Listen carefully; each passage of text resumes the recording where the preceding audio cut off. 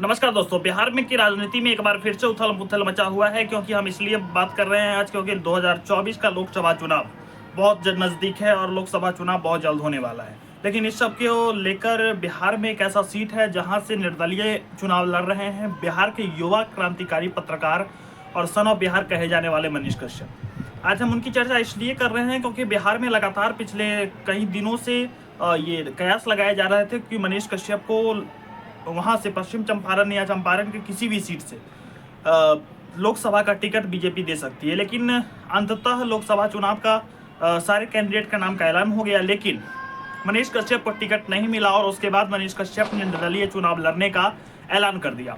लेकिन इस सब के बीच में लगातार यह देखा जा रहा है कि भाई मनीष कश्यप के साथ युवाओं का ज़्यादा लगाव है। मनीष कश्यप के साथ सभी वर्गों का, युवा हों, वृद्ध हों या नौजवान हों, सबका साथ उनको मिल रहा है।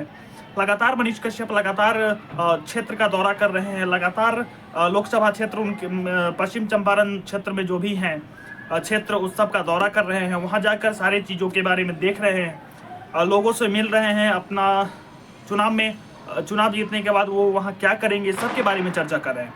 लेकिन सबसे बड़ी बात यह है कि युवा क्रांतिकारी पत्रकार और युवा का बिहार की राजनीति में आना बहुत जरूरी है। क्योंकि हमने देखा है कि पिछले 30-35 साल से 2-3 परिवारों के बीच में ही पूरी राजनीति जो है वह सिमटी हुई है।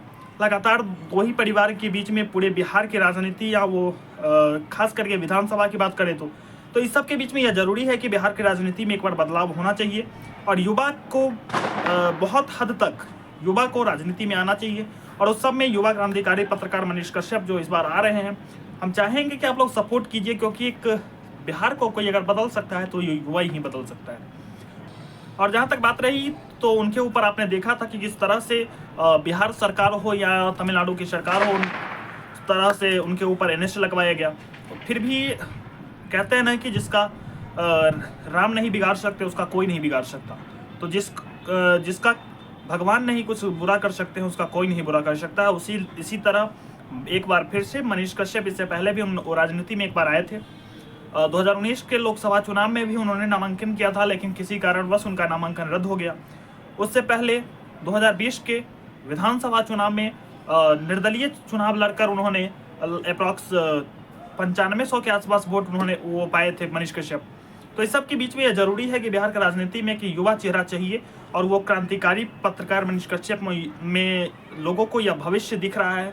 और चाहिए कि पश्चिम चंपारण के जो भी युवा हैं, जो भी जनता है, वो सबको चाहिए कि आपको एक सही जो उम्मीदवार है वो मिला है, तो आप लोग को चाहिए कि उसमें सहयोग करें, उनका बेहतर सहयोग करें और उनको चुनाव जिताकर अपने क्षेत्र के विकास को एक नया आयाम दे, एक नया रास्ता दे, एक नया शुरुआत दे।